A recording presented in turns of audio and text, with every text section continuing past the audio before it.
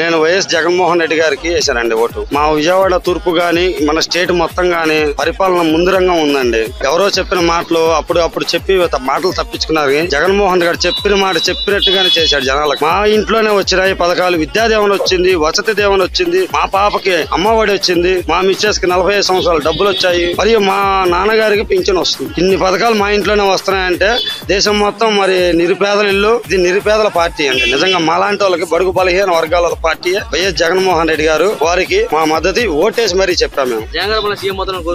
మళ్ళీ సీఎం ఆయనే సార్. అనుకుంటామేంటి, ఆయన సీఎం.